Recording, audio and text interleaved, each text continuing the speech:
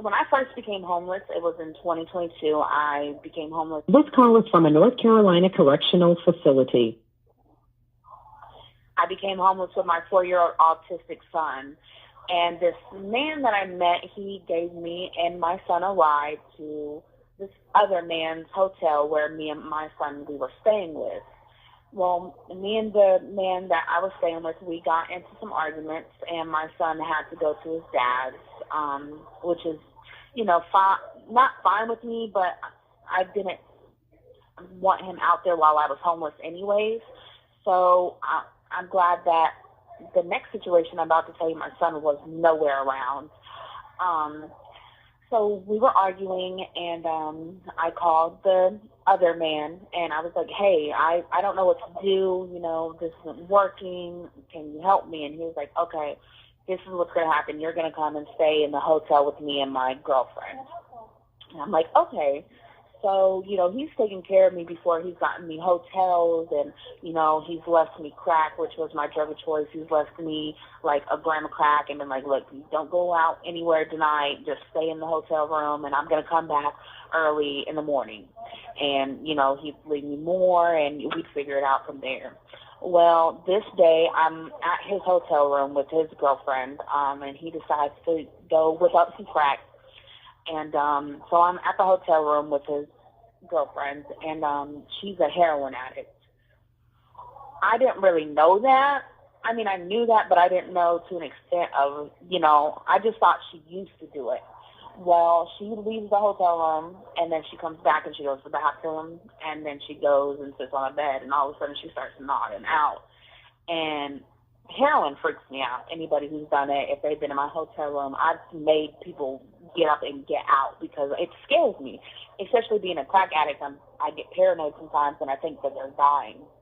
Well, she's sitting on the bed and she starts talking about her mom, like, Mom, and I'm like, oh my God, is she dying? Is she seeing into the afterlife? So I freak out and I call her boyfriend, my friend, and he hurries up and he comes back, and I don't know if he hit her with Narcan to sober her up or what, but as soon as he hit the door and he made it across the room, and he was in front of her face. Like I said, I don't know if he hit her with Narcan or what, but she ended up sobering up instant. And they start fighting, like big time fighting, and I'm freaking out, and I'm like, look, I'm going to step outside. Step outside the room, and I'm like, oh my God, I need a cigarette. So much stuff that just happened. I'm like, I need a cigarette. So I go to his car door, and I open it up, and all I wanted was a damn cigarette. And so I go in his backpack, and there's the crack he just cooked. So my addict mind, I don't think nothing of it. I grab the crack, and I close the door. Close it softly. And as soon as I did that, he opens up the hotel room door and looks at me. And I'm like, oh, my God, I am busted. Like, he just seen me grab his crack out of his car. And he looks at me and he shakes his head no, like telling me not right now, don't come in the room, just give us a second. And I'm like, okay. And he closes the door, and I take off. This is in Greensboro, off West City Gate Boulevard, and I'm at this hotel. And so I took off to another hotel, and my phone is at like 7%. And I call this other friend, and I'm like, look, I need you to come get me. And he's like, look, I'm not messing with you today. You're on bullshit. And I'm like, no, like, for real, I promise. On my kids, I got you. And his girlfriend's like, yeah, we're coming to get her. And if she's lying, we're going to beat her up because she just put it on her kids or whatever. So I'm like, come to the last place that I seen you at. So I'm outside of this hotel, and I'm waiting on him. I'm hidden behind, it's like rows. It's kind of like a duplex hotel. So I'm hidden beside one of the buildings, and I'm waiting for this car to pull up. And this car pulls up, and they're banging on the hotel room where I last seen them, and I'm like scared. So I'm like ducked off to the side, and I'm looking. It's dark by this time, so I'm looking. I'm like, is this them? Is this them? Is this them? Well, I realize, hey, it's them. So I go out, and I jump in the car, and I'm like, come on, let's go. And they're like, hold on, before we go anywhere. And I'm like, look, I got you. So I pull the crack out. It was an ounce of crack, which The person who whipped it up, he sells it point for point, so it was about $2,800. So I instantly give the dude that I called, I give him an 8-ball. And I'm like, all right, come on, let's go. So I have to give the driver some, and then I give his girlfriend some. Well, we get back to the hotel room, and me and his girlfriend, me and the new person's girlfriend, we're smoking some crack, and I put my phone on the charger, and it rings, and he goes, where the fuck are you? The person who I just stole the crack from. And I'm like, I'm at McDonald's. He goes, you stay right fucking there. I'm on my way. And I'm like, okay. And I hang up, and I turn my phone off. Well, so, like I said, I'm smoking crack, and all of a sudden, the boyfriend and the girlfriend go outside. And I don't know if I was paranoid, which I don't think I was paranoid, because you'll find out what I'm about to say. I hear there's a $10,000 bounty out for her head. And I'm like, hold on, what? So I start freaking. This call is from a North Carolina correctional facility. I'm like, oh my God, there's a $10,000 bounty out for my head. They're going to kill me. I'm like, are they about to turn me in? Like, what's about to happen? So the girl, and she's a paranoid schizophrenic, along with her smoking crack. So one second she would flip on me and take my phone, and she took my phone.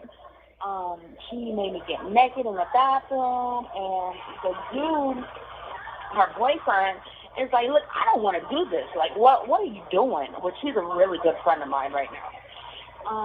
The girl's like, yeah, like she just was acting weird and like would hold my phone from me, and then when my homeboy would leave, she'd give me my phone back and ask all nice, and basically trying to put it off on him, which I know is some bull.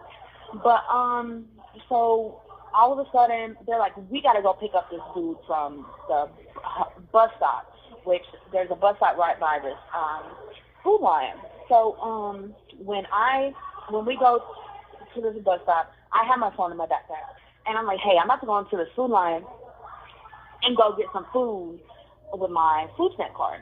So they're like, okay. So they let me in there, and I text on my phone the dude whose hotel I left because we got in an argument. I text him like, hey, I need you to come here, I need you to come behind the Food Line and come get me right now. So he comes and he gets me.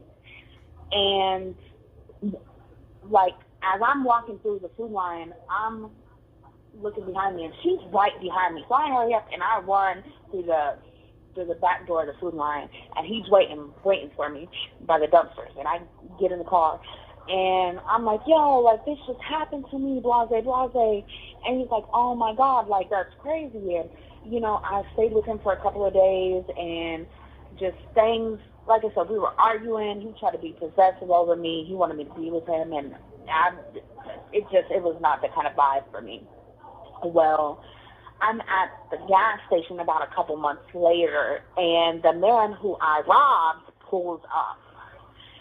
And he goes, yo, where the fuck have you been? And I'm like, look, I don't know what happened. My phone died that day. And he goes, me and you, we need to talk. He goes, but I got somebody in my car, so we can't talk right now. So he writes his number down, and he says, call me an hour.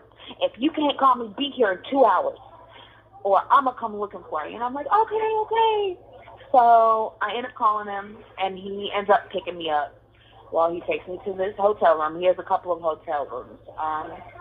At this time, he's not with this girl anymore, because this is like a few months later, and he's not with the girl anymore. The girl ended up going to rehab somewhere, but he has me in a hotel room, and he goes, look, he gives me crack, and he lets me smoke, and he goes, look, this is what's going to happen.